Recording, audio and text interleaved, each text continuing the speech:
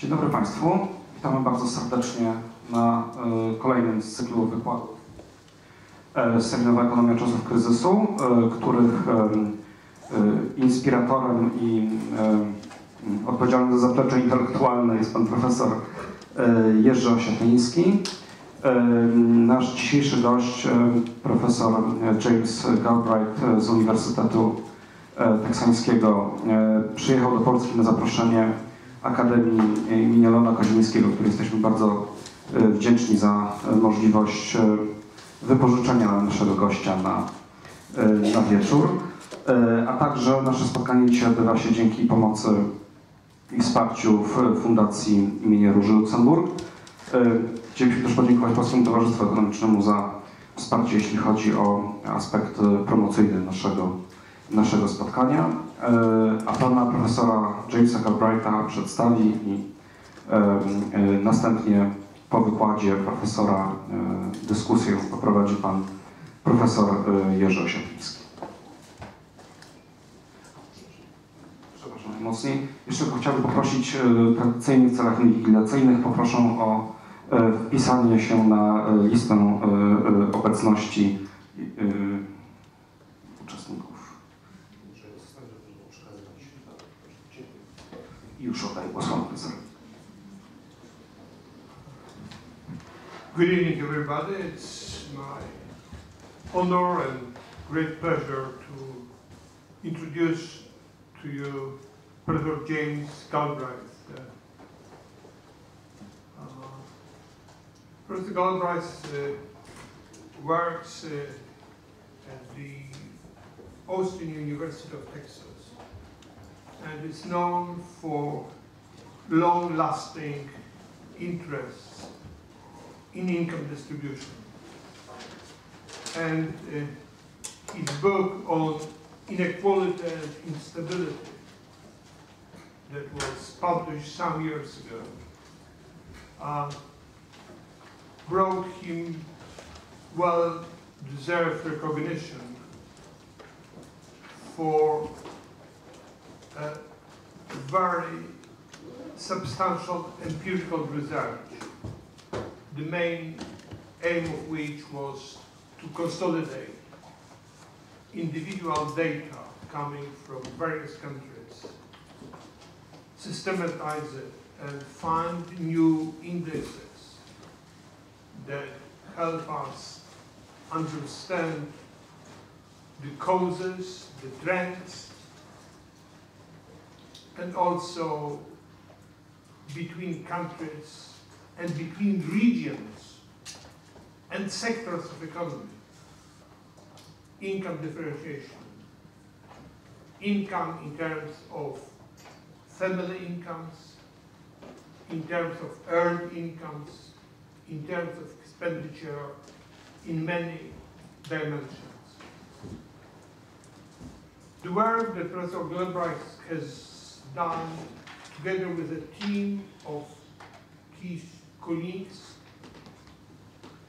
became foundation for many other projects about which he would certainly tell us more today.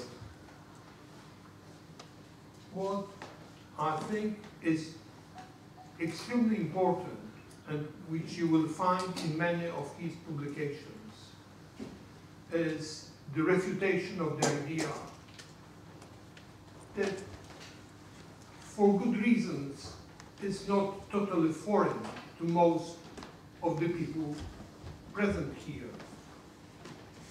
The refutation of the idea that reduction of wages, or what is often called wage flexibility, is a critical factor for increasing unemployment. We know it from the works of Keynes, Kalecki, many others, that this is not the case. Professor Galbraith shows us that not only that this is not the case, that in fact, under some circumstances, what is called wage flexibility works in the opposite direction. rather increases than reduces unemployment. Moreover, and this is again something that we already heard in this hall, said by our distinguished other guest lecturers, inequality adds to instability. Instability in a sense that once you have increasing polarization of incomes, that reduces not only short run, but also long run, the trend rate of future development. And in fact, it is the whole idea of expansionary results of following the reductions in public spending, in fact, is a myth. Now, before I give the floor to our tonight's distinguished guest, let me dedicate this meeting to Professor Kazimierz Laski. As it was mentioned by Michał Sutowski a minute ago, together with Kazimierz Laski, we started to run the seminar and organize the series of those lectures. Tonight's lecture being one of those in the series. And Lasky is also someone who James met more than one time and with whom he exchanged his views and so on. Lasky is no longer with us. As soon as we heard he was gravely ill, we hastened to get his last book published. This book, I think, in many ways, for all interested, will give a better foundation for understanding the groundwork of the series of lectures we had here, and perhaps will better understand many conclusions that I'm sure we will hear tonight. You will also find in this book. Unfortunately, he didn't live long to see it published.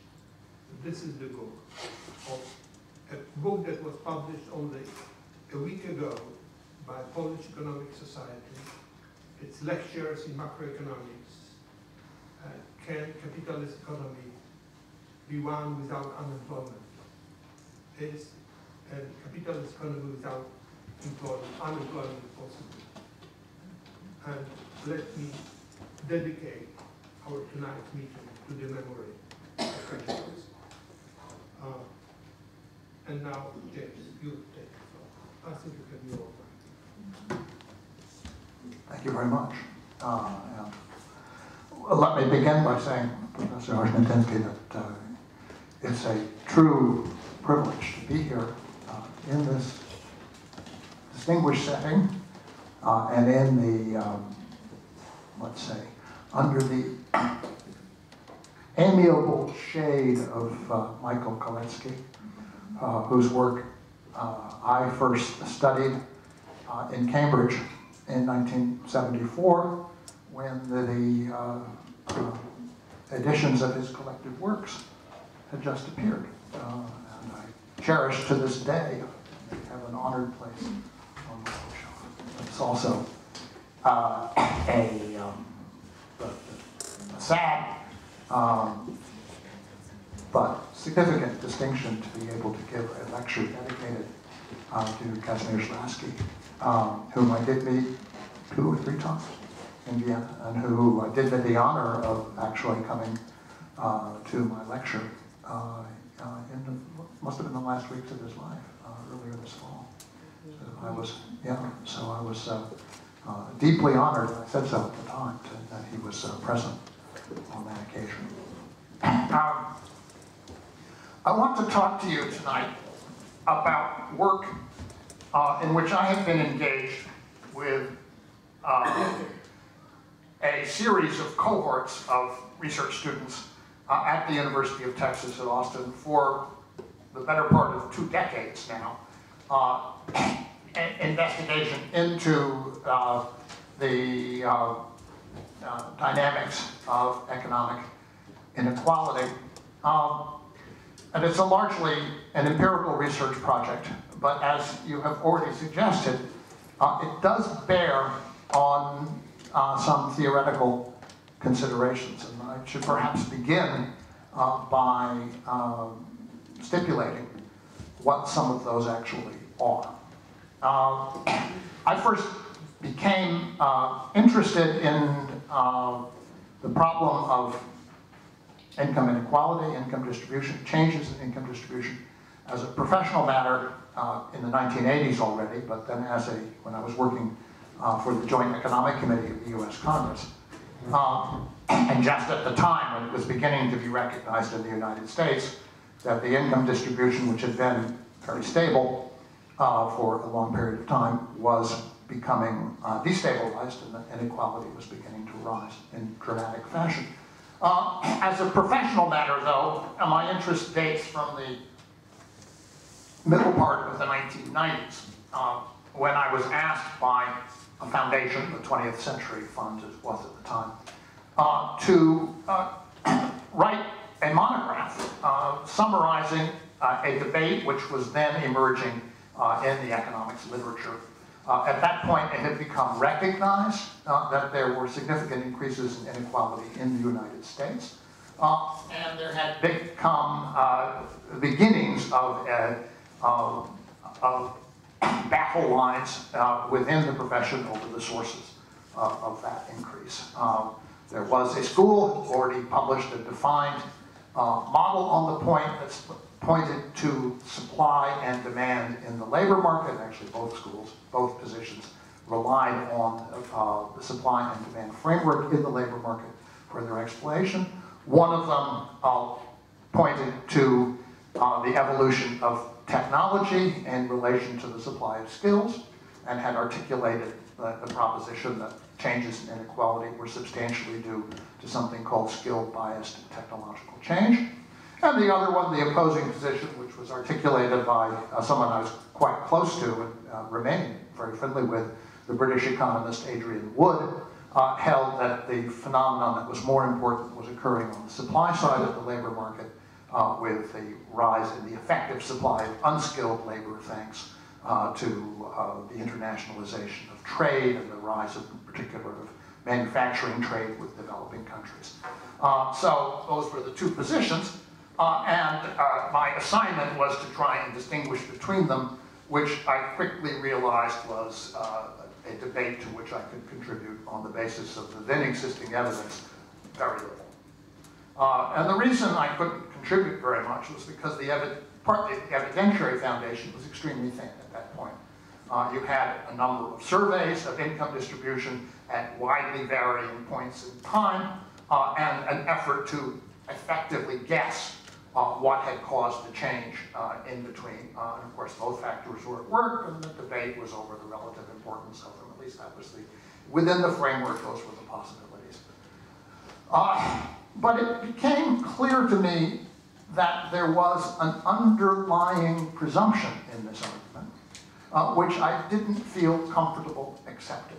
And the underlying presumption was, of course, that, as I've just said, the movements in inequality were substantially matters of supply and demand in the labor market, and that is to say that they could be most effectively analyzed by the tools of microeconomics, stretched in such ways that whereas conventionally one might think of the real wage being determined, or the money wage being determined by relative supply and demand, and now we were talking about the relative wage between different classes of workers being determined by the relative supply and the relative demand for different categories of skill. And that, while a very familiar way for economists to think and to speak, struck me as rather subconsciously, although perhaps not unintentionally, limiting the range of the discussion to the microeconomic sphere. That is to say, you had to define the market, and you had to define the pressures within that market in order to analyze the phenomena coherently in those terms. So what to do? I set out, again with the help of a gradually growing team of research students, to deepen the historical record, specifically initially with respect to wage distribution. Distributions of pay, which seem to be particularly relevant to this question. And that required developing new ways to, let's say, develop the historical record in this matter. And I'll get to that in a second, but using sources of information which were readily available in the American context, and particularly employment and earnings data, it became clear to us that we could, in fact, develop measures of the changing distribution of pay scales, in particular in the United States, across industrial categories or economic sectors, that were fairly good instruments for the overall movement of the distribution, and that permitted us to map out what had happened in much finer detail, both with respect to changes across specific lines of activity and with respect to changes across time, especially changes across time. And once one had elaborated the record so that one had a more thorough and detailed picture of changes through time, something else became clear, which was that the microeconomic explanation was not an adequate one.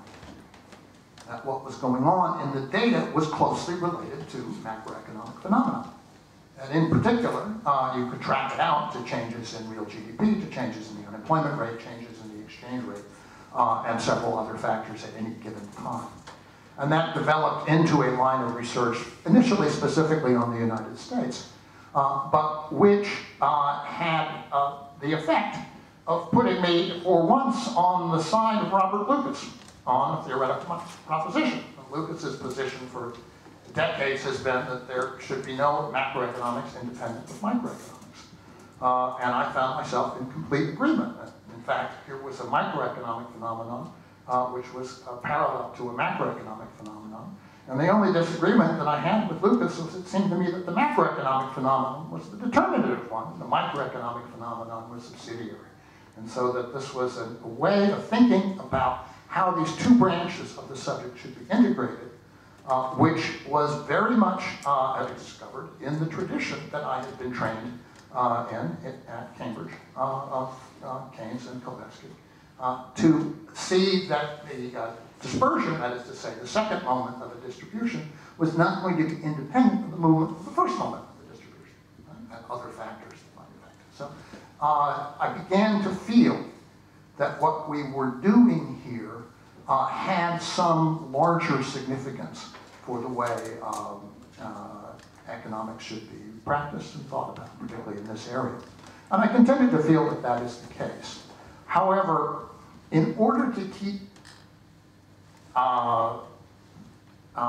advancing on these lines, and in order to draw the attention of the world as well as to develop a more systematic approach to these questions, it was still necessary over the years to develop a much richer data foundation and to extend it from the single case of the United States, which is a significant country, but it's only one, and one which is vastly overstudied relative to the rest of the world, to attempt to develop a picture of the movement of distributions in the world economy as a whole. And that is what I plan to talk about tonight. So let me first of all begin with a little credo from my favorite philosopher, Charles Sanders Peirce, who wrote in 1877 that Kepler undertook to draw a curve through the places of Mars. And his greatest service to science was in impressing on men's minds that this was the thing to be done if they wished to improve astronomy. That they were not to content themselves with inquiring whether one system of epicycles was better than another, but that they were to sit down to the figures and find out what the curve in truth was. There's something to be learned by taking measurements and trying to assess what they can tell you in a comparative and intertemporal context. Now, how can you go about getting measurements where they don't otherwise exist? The problem of international comparisons of inequality distributions, particularly of income inequality, has been that the data have been entirely, with the exception of our work, drawn from sample surveys or census information.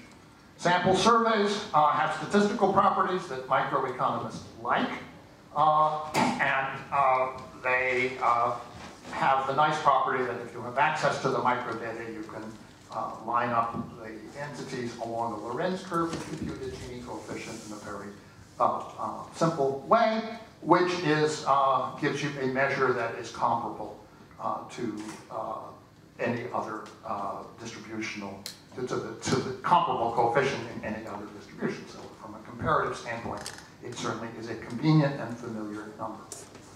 However, the problem of sample surveys is that they are rare in the historical record in many countries. There are many countries that don't have more than a handful of them over a 50-year period.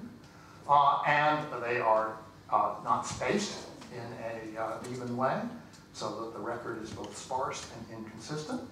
It is also the case that over history, people taking sample surveys and attempting to assess distributions have had different ideas of how to approach the problem. So the conceptual framework is not consistent. In some cases, you have measures of income, in some cases measures of consumption, in some cases this is done on a household basis, in some cases on a personal basis, in some cases it is gross of tax, in some cases it is net of tax. And there more recently has been developed a concept called market income, which I think has peculiarly neoliberal roots, which is attempts to distinguish income that comes from the market, whether capital or labor, from income that is supported by the state. So those all yield measures of distribution, which when you put them together, give you all kinds of complexity and effectively statistical noise in attempting to make comparisons. We chose an entirely different approach. And that approach was to take administrative data, which is readily available both for most countries and in international context in many international data sets, and data that is available in a categorized format where you do not have access to the underlying micro observations, but you do have access to basic information about broad categories. And the categories enable you to compute a different measure of inequality, which is part of a well-recognized family of measures, the generalized entropy measures, and specifically often tile statistics. And this is Tile's T statistic, which is a very, as I say, a very standard measure, with the very nice property that it can be decomposed additively into a component which is within groups and a component which is measured across groups.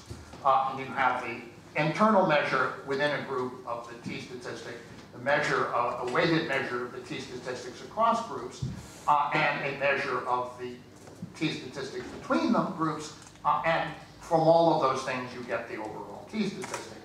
We only observe this, the between groups component, that is to say, the measure across category structures. And for that, one needs only two pieces of information about each group. What is its total payroll or income? What is its total employment or population? Right? And if you take you weight a group by its share of the population that you're looking at, and use the average income in the group compared to the average income in the overall population, which is this R sub j, multiplied by the log of the same thing, you have an inequality measure. An entity which has no population contributes nothing to inequality. An entity where the income is exactly equal to the average for the population has a log of 0 and therefore contributes nothing to inequality. So any other income level is either above or below the average. If it's above the average, the component is positive. If it's below the average, it's negative. You sum them up, you get the between the groups component of times t statistic. That is the entirety of the mathematics behind the approach that we have been using for 20 years. You can teach it to any graduate student in 20 minutes, except those from this part of the world where it only takes 10. Just to give you an example, one of many, many examples. This is a measure of the between groups component of income inequality in the United States across 3,150 counties, computed annually from 1969 to 2009. So that it includes the peaks of the information technology stock market boom in 2000 and the peak of the real estate financial fraud boom in 2007. You can see very clearly what the pattern is over time. It is a pattern that's entirely consistent, as you'll see later, with the pattern that's observed in survey data. So in a data-rich environment like the United States, you can check. This is a pretty good way of developing an instrument that gives you a consistent time series for the overall movement of inequality in the distribution. It's not perfect. It has limitations, which we can talk about, but what I'll suggest to you, just as in passing, is that it is, we've checked it out in many different ways, and it's reasonably reliable. Here is this is the contribution of counties to income inequality in the United States in the late 2000s. A vertical bar rising above the surface of the map is a high-income county. That little spike is, you guessed it, Manhattan, New York, New York. You can see the Silicon Valley area here, but also some regions of real estate boom in Florida and Southern California and other places. It gives you a very good detailed sense of what the distribution of income is across a spatial classification scheme. However, that's not what we're mostly using. We're mostly using industrial classification schemes, and we're mostly using as the basis for an international comparison the inequality measured across industries from a data set compiled by the United Nations Industrial Development Organization, UNIDO, called the UNIDO Industrial Statistics, which has the virtue of having compiled a lot of information for 200 countries or so over a period of over 50 years, going back to 1963.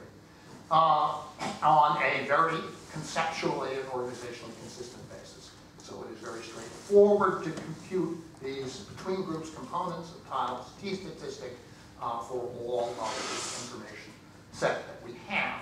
I will show you some information directly from that data set toward the end of the talk. But to start out with, I want to just introduce one further leap that is the foundation of a lot of comparative work, which is to take the industrial data, inequality measures, and using a simple regression technique to align them, to calibrate them to what would be the equivalent measure of household income inequality on a gross income basis, that is, say, after transfers but before taxes. We did that, as I say, by a simple regression analysis, and the regression is here, in which we took our direct measure of inequality across industrial categories and regressed it along with some dummy variable controls for whether the measures were income or expenditure, household or personal, gross or net of taxes, and the share of manufacturing employment in total population, regressed this on a set of 430 survey-based Gini coefficients compiled by the World Bank and published in the middle 1990s that provided a comparison data set. And what we found was that, in fact, as you can see here, that the correspondence between the movement of our industrial pay measure and the survey measures, once you control for the type of data that was being published in the World Bank's tables was extremely close and extremely precise over comparable specifications. And it's also the case that the more industrialized you are, the lower your inequality. So you have built into this model, if you like, the downward sloping surface of a Kuznets curve on average. And it's very interesting. The Kuznets curve is not a perfect approximation of what's going on here, but for a large sample of countries, it's the downward sloping surface is the dominant one. That model then allows you to take these two coefficients for the T statistic and the degree of industrialization, and only those two, everything else is calibrated to 0, and use that to compute an estimated data set of estimated household income inequality for a wide range of countries around the world. So far, at this stage, the latest extension of it, which we published in 2013, we have 149 countries and something between 38 and 3,900 country year observations, which makes it by far the largest data set on income inequality around the world that is available on a single conceptually consistent basis without using any interpolations across countries or across years. So everything is based on a direct observation, and just simply translated from the tile statistic format into something that would mimic a gross household income Gini coefficient. So there were 33871 estimates for 149 countries. So the next question is, what do they show? An easy way to summarize what they show is to put it up on a map with a color coding from cool to hot, for low to high income inequality, and using decadal averages so as to enable us to get as much coverage on a map as we reasonably can. In the 1960s, the coverage isn't great, but it covers certainly the Western countries and a large part of Africa and South Asia. And you can see a definite differential between the richer and the poorer countries. So again, a downward sloping Kuznets relationship. As you move into the 1970s, you can begin to see changes in the distribution. You can see the United States is a prominent case, and there's some others. You move into the 1980s, and the distribution again continues to change into the 1990s. Change there. Here we are, with the post-Soviet countries coming into the data set, and you can begin to see the evolution of inequality through this period, a general rise in measured inequalities or in estimated inequalities over this period, and come up to the most recent period, the 2000s. You can see that that process appears to have continued at least on a decade-to-decade basis. So that's a general, gives you a general sense of the coverage of the data set, of the relative levels of inequality, and a very definite understanding that there is a gradient from richer to poorer countries, as well as an evolution in the world economy toward higher Gini values over time. All of that emerges just clearly from very simple cartographic representation. How good are the data? It's a question that we were not able to answer without doing an enormous amount of work. These are our estimates. Do they correspond to what other researchers have found? The only way to analyze that question was to go into the literature on a practically comprehensive basis and record what was available, study by study, survey by survey, and with a careful classification of the type of information that was being presented for a whole sequence of countries. And I've had my most recent cohort of students, in particular, two. One of them is French Beatrice Halbach, and the other one, Alexandra Malinowska, is of a familiar national origin. And they have done remarkable work in trying to present in a coherent way, which is what is an exceedingly incoherent picture. This is the United States, a country for which one might ordinarily expect the economic information to be pretty good. But as you can see, they measures of economic inequality, which are in the literature, are highly disparate. And we classify them fundamentally into three types. The one at the top, the green, is market income inequality, inequality of market incomes, and that is reported here by the Congressional Budget Office. The blues are measures of gross income inequality. These are survey data, including the CBOs and other sources. And the reds are disposable or net income inequality, say after taking out the effect of taxes. There's also a data set which uses a lot of interpretation called the SWIID, and that's this one with the little dots, and it covers all the years and all the countries, but it does so by averaging in various ways, which you may or may not consider to be useful. Our measure, or our estimate, is the black one, this line here. And you can see that for the early period in the United States, it does a very good job of tracking the actual measures, or some of the measures of gross income inequality. Not so good in the recent period of the early rising 2000, 2007. And not surprisingly, because the United States income statistics have a lot of income that comes from capital. Income that comes from stock options, from capital gains, or from salary payments by firms that are fed by the capital markets, and which rise and fall with the stock market. And we're not going to pick that up in data which is based upon industrial pay. So, is it a problem? Yes, for the United States. For most countries, it does not lead to any significant distortion, the difference between our measures and other measures of gross income inequality, and I'll show you that. The wealthy countries are a class to be considered. Here's Canada.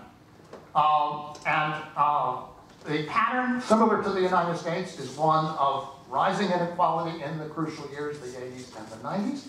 Our data, along with everybody else's, reflect that, and we're smack in the middle of the measures of available measures of gross income inequality, with market income and net income lying above and below. And I can go through these quite quickly. This is Denmark, a small country, less than 6 million people, presumably one which is one of the better studied countries, and yet you can see the same dispersion in measures of income inequality depending upon concept, upon survey. Our measures are our estimate is once again right in the middle of the gross income inequality measure. So you can see our model is not doing a bad job of coming up with a consistent comparable measure. There's Germany with the late and unlamented GDR marked here, a country where income inequality fell until the country disappeared. And then you have the effect of rising inequality after reunification. Again, smack on, in this case, to the actual measures of gross income inequality that are available in the literature. This is Greece, a chaotic case, but again, our estimate is not an unreasonable one considering the obvious deficiency of the data. This is Italy, same story. This is Japan. Here's the Netherlands. One can go down here to Spain, and here is Sweden.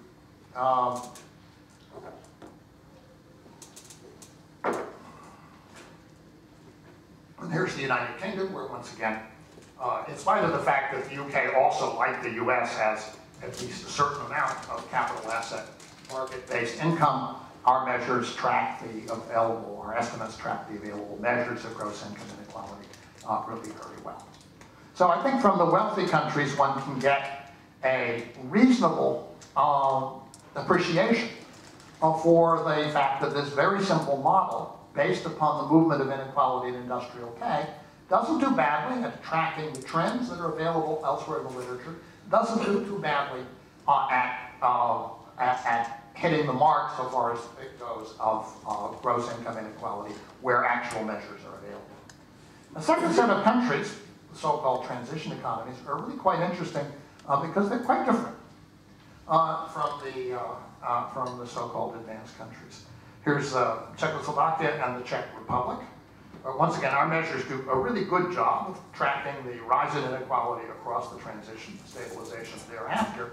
But you can see that in these countries, in this country, the difference between a measure or a survey of gross income inequality before tax and that of net income inequality after tax, really very minor.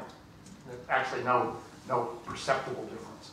So what you're looking at in these countries are dispersions which were already compressed as the legacy of the previous system, and redistributional systems which were never very strong, because if your dispersion is compressed from the beginning, you don't need to have a tax-based redistribution, at least not through direct taxation. And that shows up very clearly in this class of countries. Here's Hungary, here's Poland. Our measures are maybe a point or two high for Poland compared to the survey-based measures, but they do track the trends very well.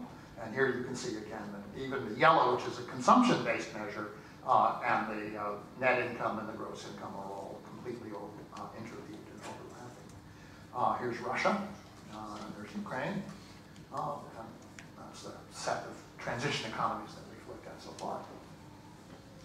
A third set is the so-called developing countries. And an advantage of this particular line of data is that one can,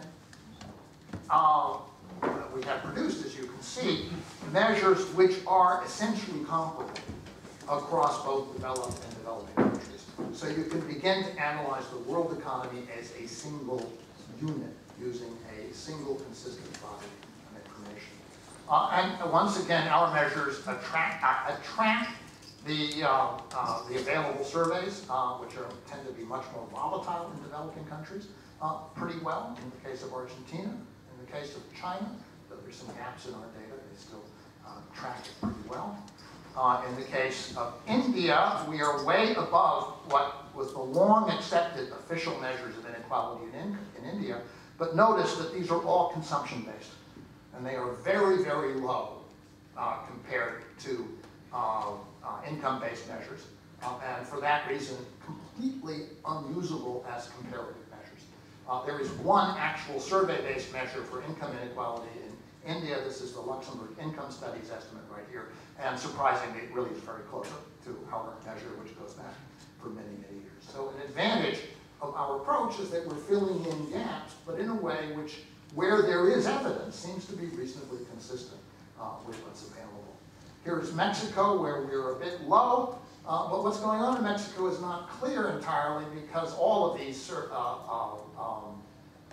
numbers here, every single one of these data points is drawn from exactly the same source, the Mexican State Statistical Agency, and the differences, which are quite large, all depend not upon underlying differences of fact, but differences in the way the data are drawn, what's being measured, what's being used as a basis for calculation.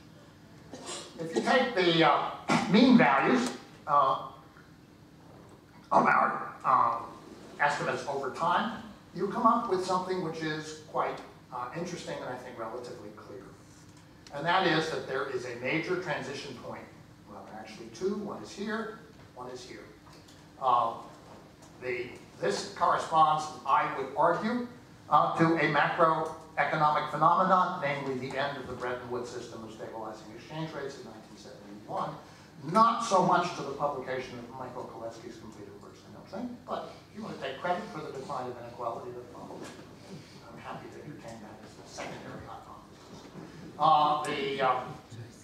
There was a decline in inequality in quite a number of countries around the world as a result of commodity price increases and debt-fueled development booms in Latin America and elsewhere. This comes to a crashing end in the early 1980s, and the great rise in inequality runs from 1980 to 2000.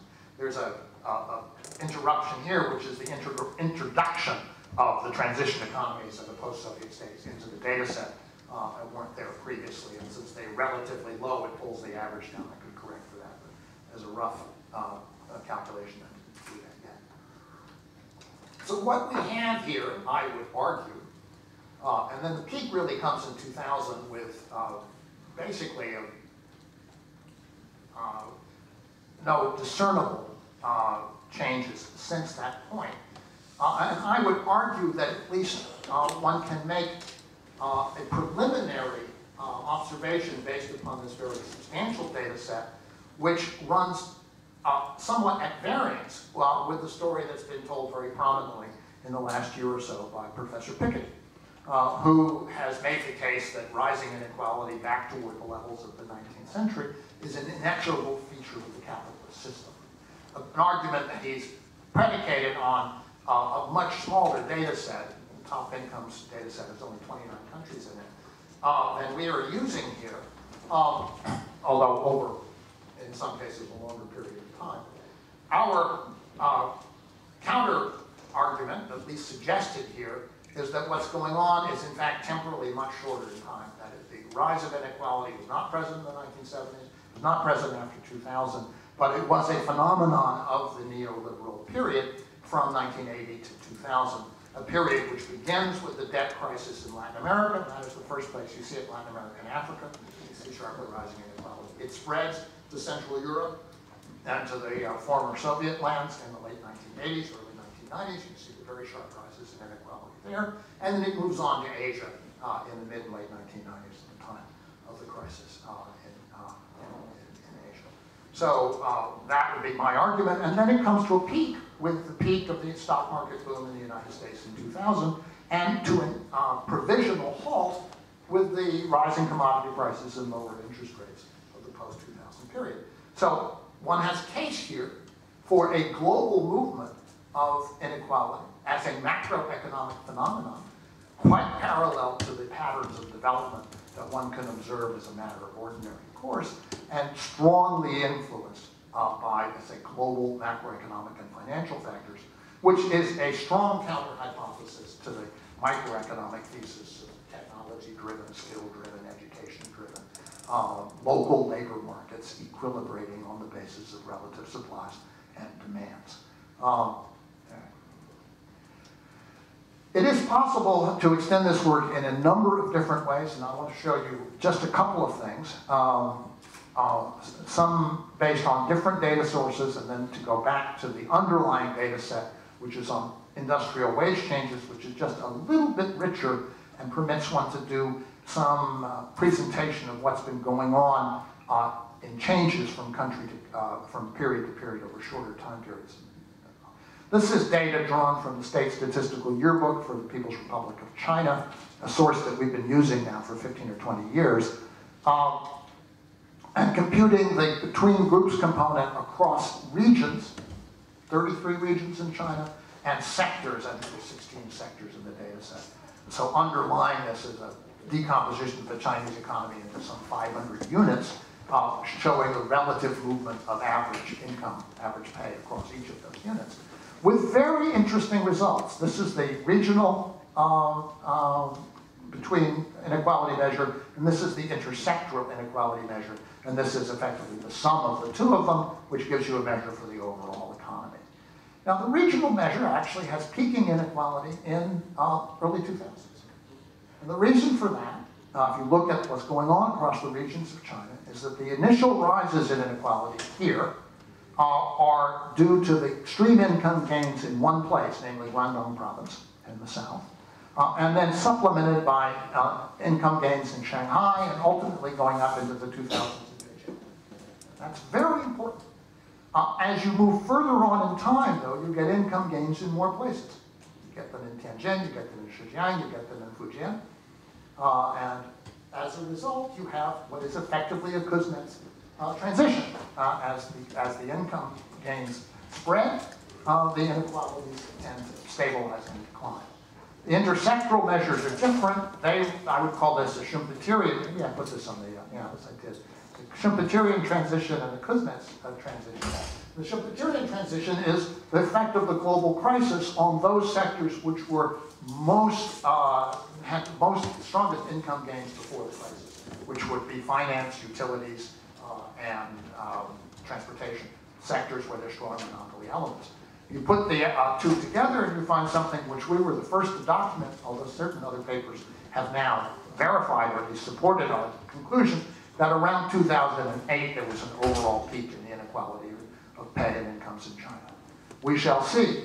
There will be more survey evidence. China is a now extensively surveyed country, but the surveys come out much more slowly than this information, and we shall see whether we're borne out. But I think that's an interesting test. One can decompose Europe by sector and by region, and you can see very clearly in data just going back to 2003, I guess, 2001, what the sources of sectoral inequality over the whole European economy are. This is putting together from Eurostat information across all the European countries and asking what is driving the overall inequality of this information in Europe, and it's clear it's the financial sector with a significant decrease in the aftermath of the crisis, as the financial sector took a major hit, and its relative contribution to the dispersion of incomes declines. That's the short message from this. If you ask how does this look across regions, there's something like 256 of them on these charts. These are stacked bar graphs, basically. And you can see that just 2 of them contribute to a significant share of the inequality of incomes across Europe and to a very significant part of the change in the aftermath of the crisis. No surprise, they are central Paris. They're Paris and the City of London. Anybody who has real estate in either of those places can verify that that's a significant phenomenon. So these series are driven not by broad movements going on in the wage structure or by broad movements going on in the interregional distribution, but by phenomena that are very specific to finance centers and to the evaluations of income in those centers, for better or for worse. That's what you're looking at in the data. Okay. The last thing I want to show you is to give you a sense of the movement of these data, particularly underlying pay statistics, in 6-year intervals over selected periods in the data. And here the color scheme's a little different. I used light to dark blue to indicate decreases in inequality measured in the data, and yellow to red to indicate increases. So the early part of the data, to the extent we have information, and we do have it for the Soviet Union in the 1960s, you see increasing compression of the pay structure. If you move on into 1960, 70, the pattern changes. When you get up into the middle 1970s, you can see declining inequality very strongly in the oil-producing regions. No surprise. This is what happens when the oil price goes up and you have a lot of income to go around, but increasing inequality in some of the major consuming regions. You go into the 1980s, this is 73, 76, even more. You go into the 1980s, the pattern changes dramatically with the debt crisis affecting the third world, especially Latin America.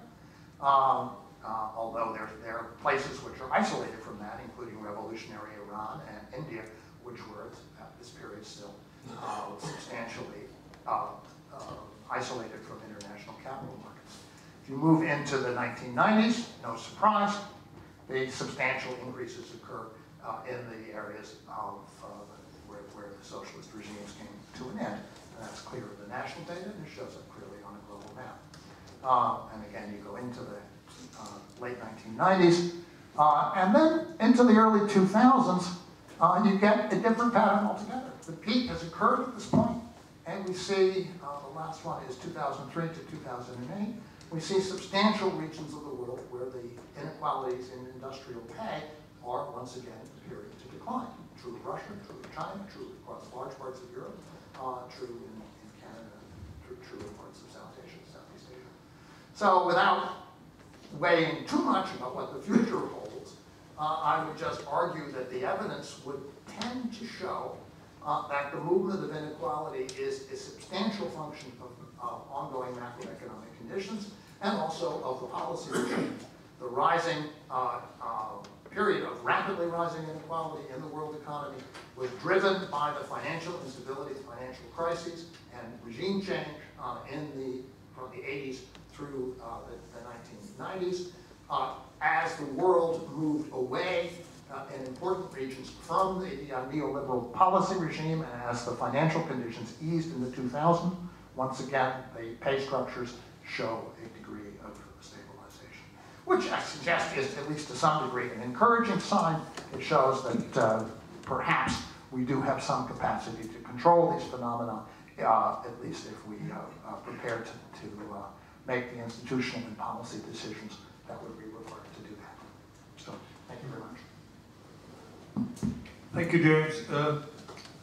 Perhaps before I give the floor to the audience, could you reiterate, because most of your presentation is the inequality.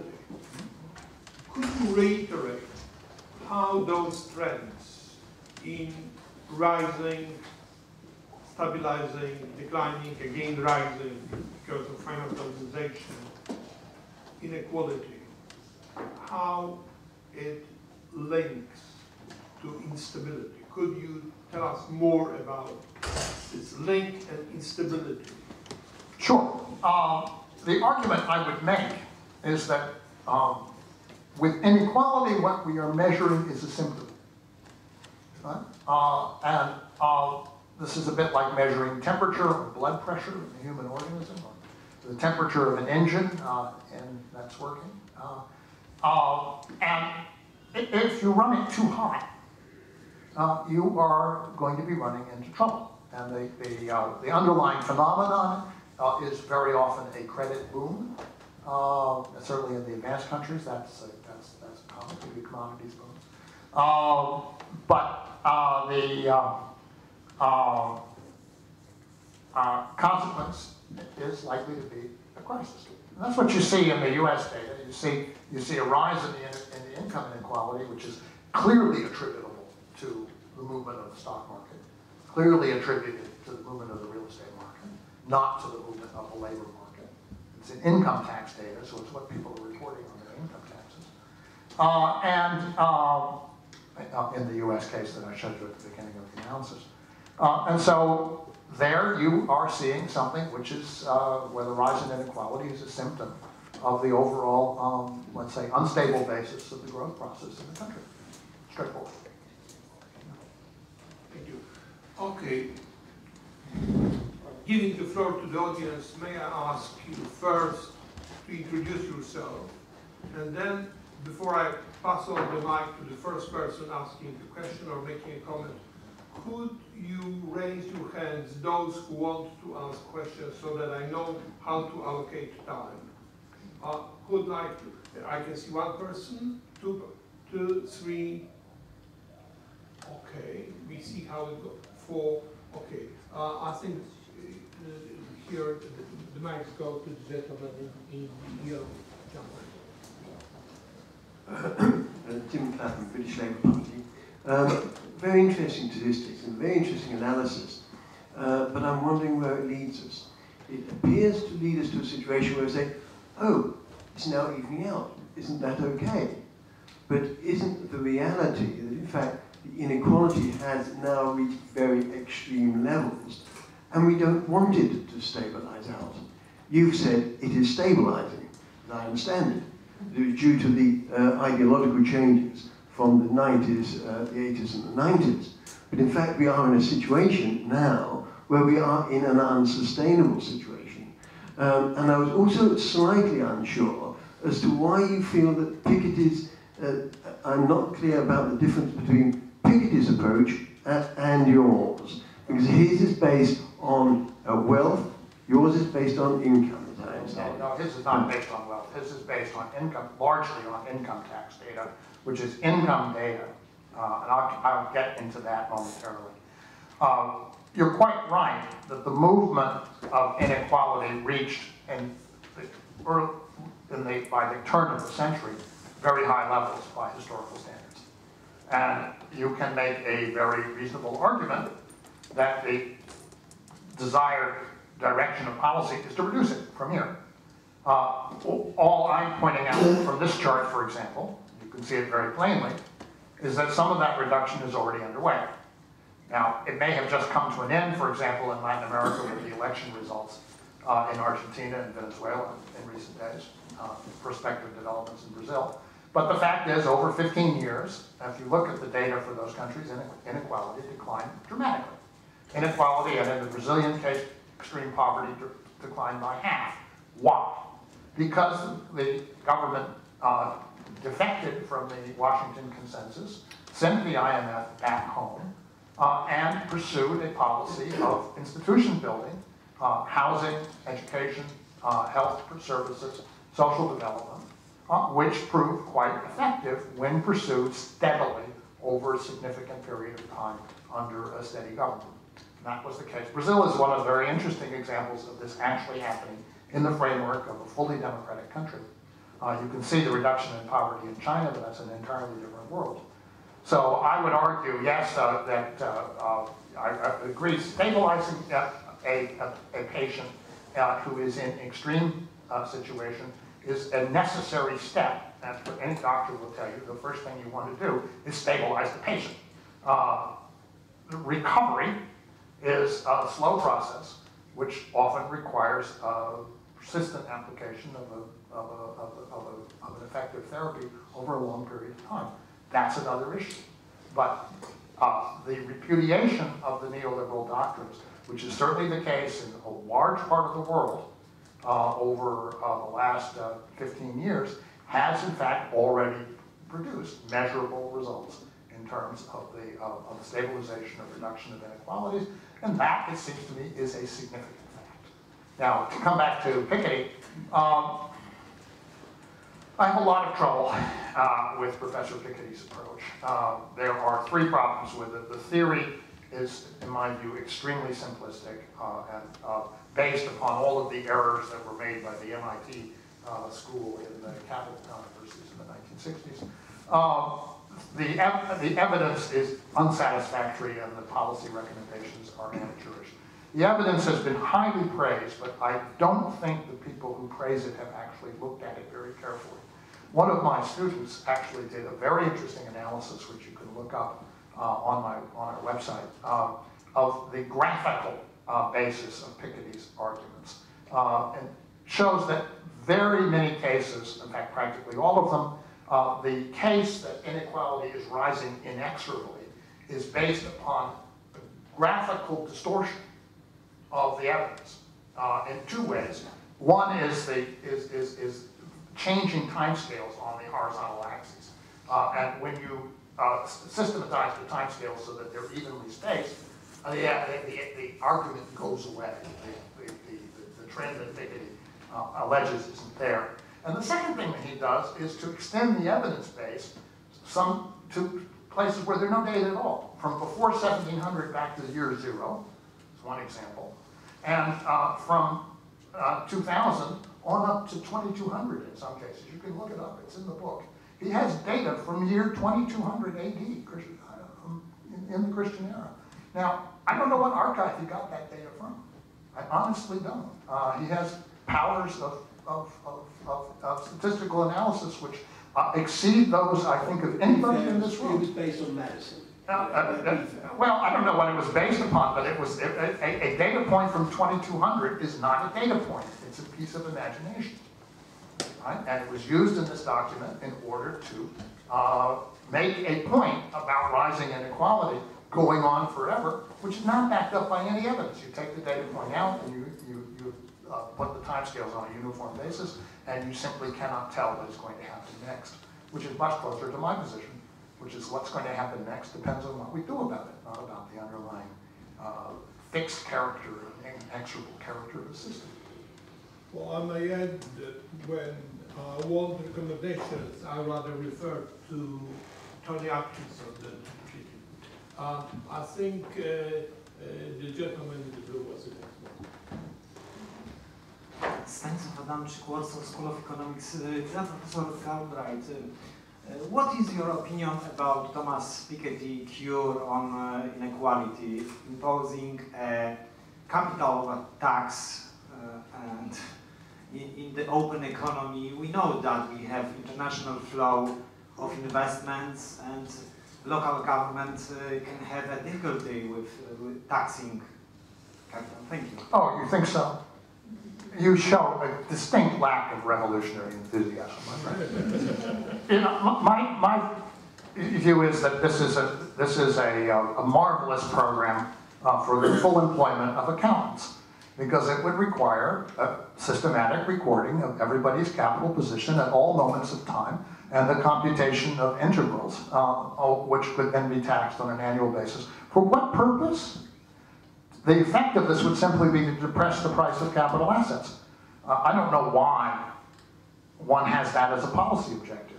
The stock market should be at a higher or a lower level. So it strikes me this is a proposal which had a lot of flair to it, but to be honest, I'm a policy professional. I started my career on the staff of the US Congress. I was deeply involved in the Tax Reform Act of 1986, which I will defend as a reasonable proposition, which in fact also gives a distorted picture in the data of what happened in the United States, because the major increase in inequality, a major increase in Piketty's data, occurs in 86, 87, when nothing happened except that people who were paying taxes at the very high end reclassified exempt income as taxable income, right? And therefore their share went up, and this is treated as a major change. The changes in the Reagan administration occurred in 82, when the Tax Cut Act came in, not in 86, 87. So, you know, this is a small beat, but the larger one is, it is not a good idea to advance proposals which are plainly unrealistic and to bring well-meaning political movements into being to pursue what is essentially the will of the wisp. I'm not in favor of it. What I do favor is taxing fixed assets. Do you want to tax land? Tax land rent? That's a very reasonable thing. Land rent can be appraised and can be taxed, and that distinguishes, makes Joe Stiglitz' distinction between productive and unproductive assets, more or less, and to a reasonable proposition. We do tax property in the United States, but we only do it at the local level. Why? In the state of Texas, it's constitutionally illegal to tax property at the state level. Can you imagine why that would be the case? Might it have something to do with the fact that the Constitution was written by landowners? Possibly, yes, we might think that. So I'm in favor of, I think the Henry George proposition is much more appropriate. And by the way, there is a country in the world where the Georgist proposition works in practice, where effectively government is funded by land rent. Which country is that? It's the People's Republic of China. Why? Because after the revolution, the landlord class was wiped out. And land passed into the hands of the state, mostly in the hands of provinces and municipalities. And what did they do in Shanghai, the Pudong New District? The government owns the land and earns the rent. It's been selling off some of it, but fundamentally, the government earns the land rent and then uses it for infrastructure investment, which raises the value of the land. It's a virtuous volcano of municipal funds, which is why they can build the second largest port in the world and however many airports and train lines as they want without running into funding difficulties. So it does work if you can make it work, but it does run into the problem, which every capitalist country has, which is that you have landowners who greatly prefer not to be taxed. Oh, one other tax thing, by the way, and that is the tax on estates. The tax on estates, which was introduced in the United States in the early 20th century, is one of the great social institutions that the United States has. Estates can be taxed because they were appraised once at death, in the transition from one owner to the next. And if you have a very substantial tax on estates, the purpose of it is not to fund the government. The purpose is a Keynesian purpose.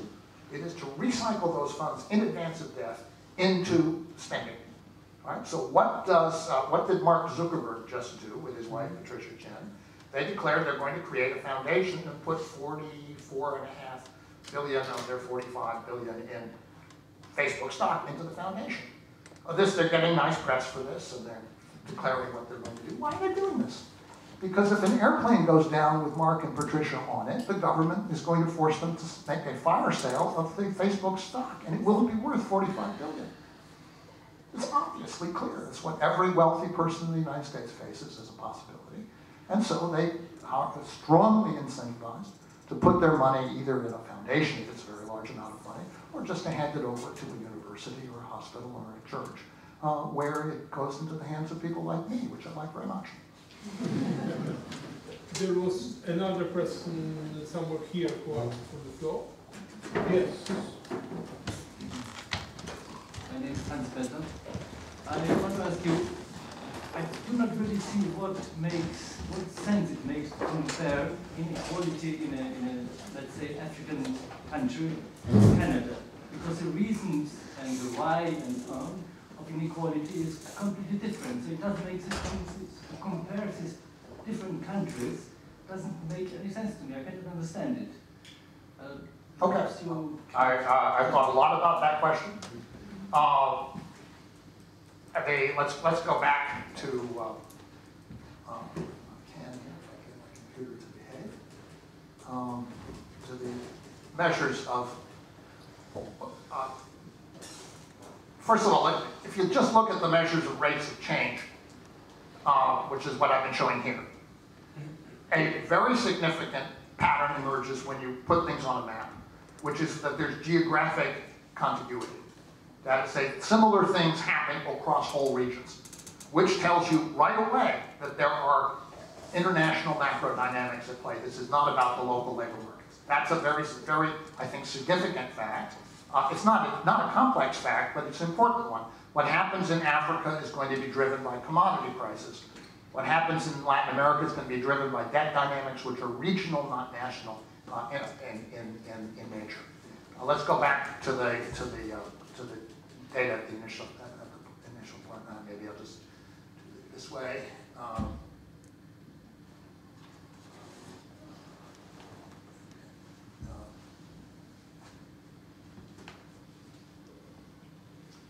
What's the significance of this kind of a map in which we show the measures?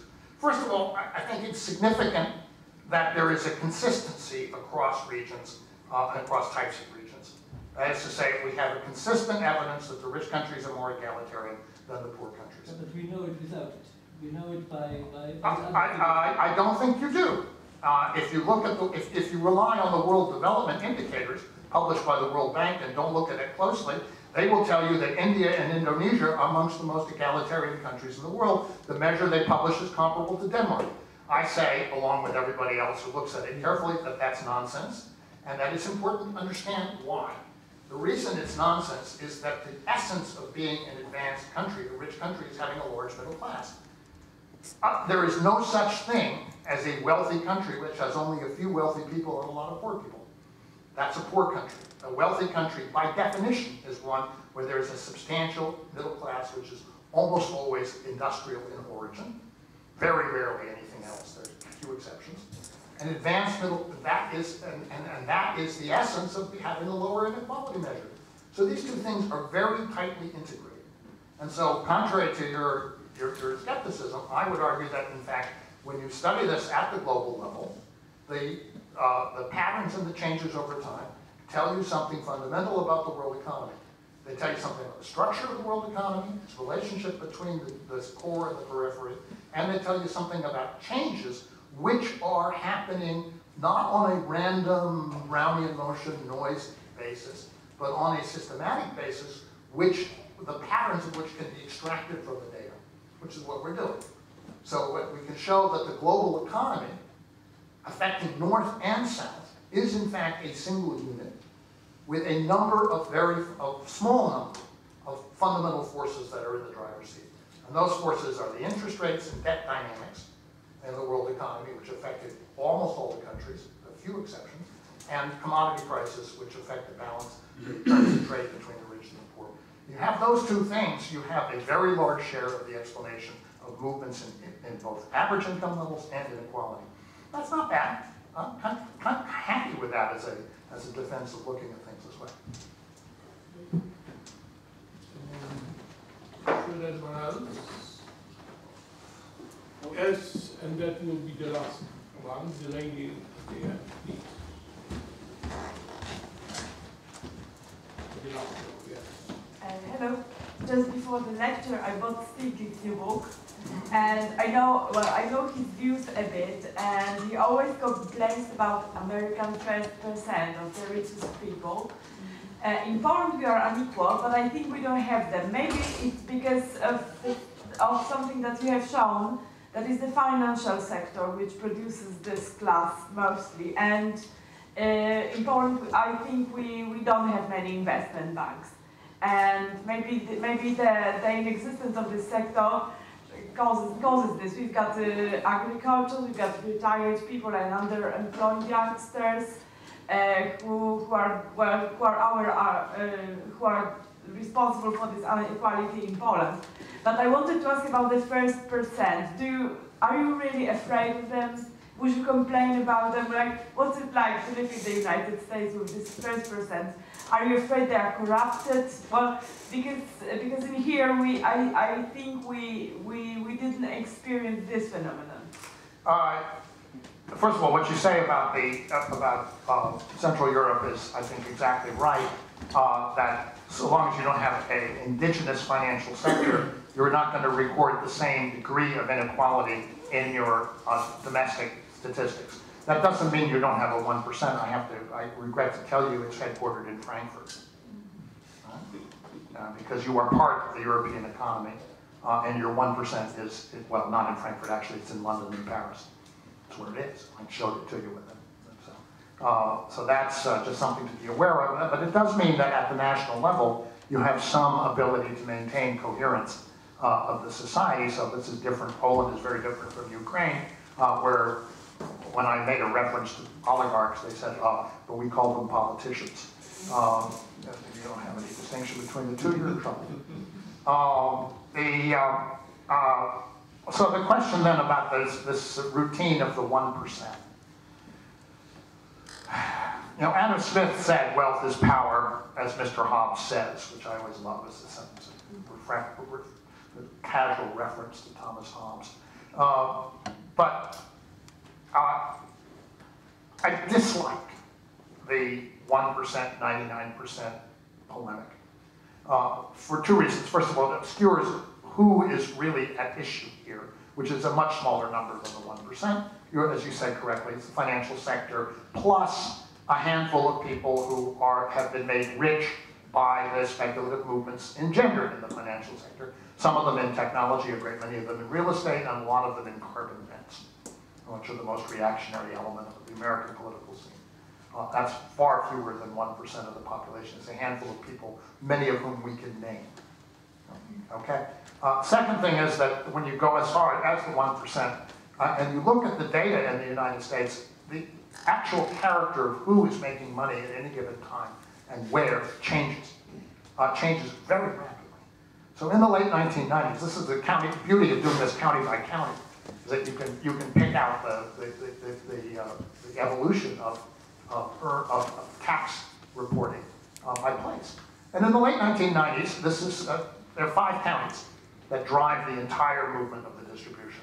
They are, of course, Manhattan, New York, and the other 4 are San Francisco, San Mateo, and Santa Clara County in California, that is to say Silicon Valley, and King County in Washington, that is to say Microsoft, period. There are 15 that counts for half. 15 that count for all of it. And of those, probably 12 are information technology counties.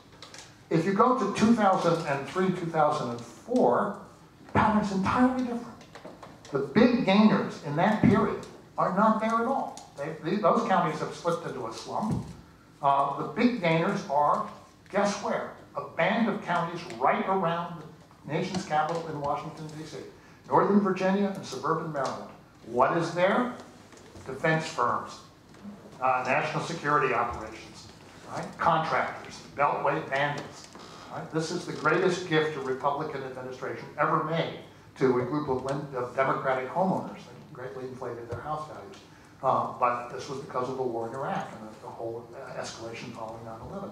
That's where income gains actually were concentrated in the United States in that period.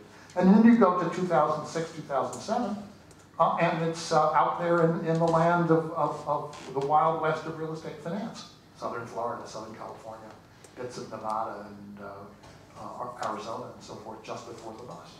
So this periphery of rich people is not a permanent one, and it's one which can move around quite quickly in a large country like the United States, is subject to speculative movements. So, am I afraid of the 1%? Yes, they run our politics, which is something which was not true 40 years ago. and greatly diminishes the importance of academics, which I deeply deplore. Is the 1% a useful, it's a political theme rather than one that I particularly would take up myself as an analytical category. Well, thank you, James. I think what we owe to the over 20-year long, if I will remember, research done by yourself and your team is far better understanding that what we try to understand as causes and consequences of income differentiation, whether in terms of household income or expenditure or whatever other measure we want to use.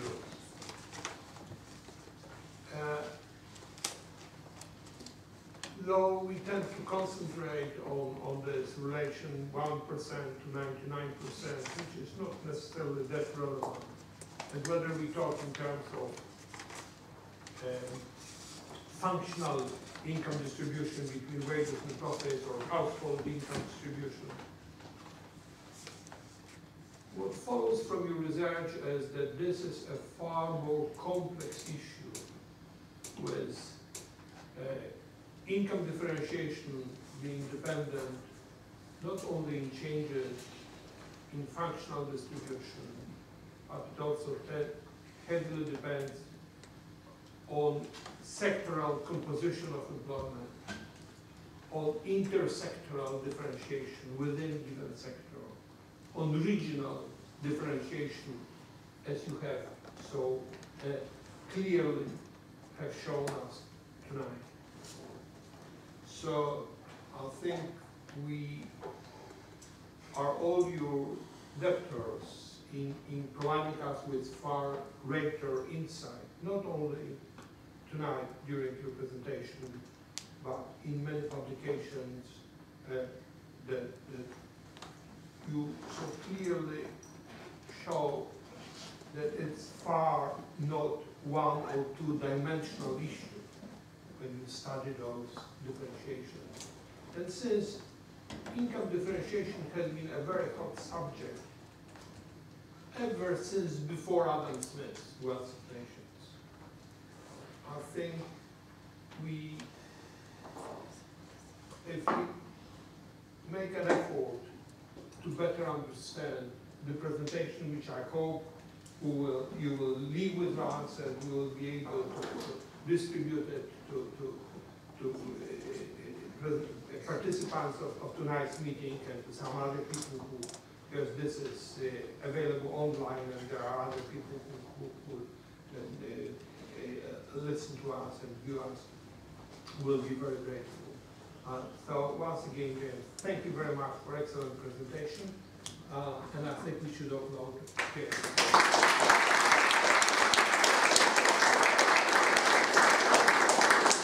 And before we part, until next time, let me make a brief parish announcement.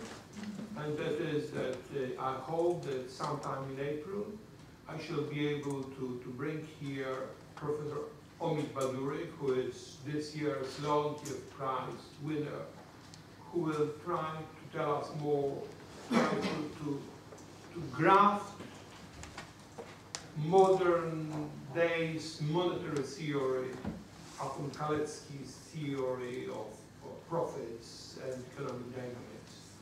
So I encourage all of those of you who are interested to join us for this April meeting. The exact date will be given later. And once again, thank you for your coming. And James, thanks a lot. Thank you.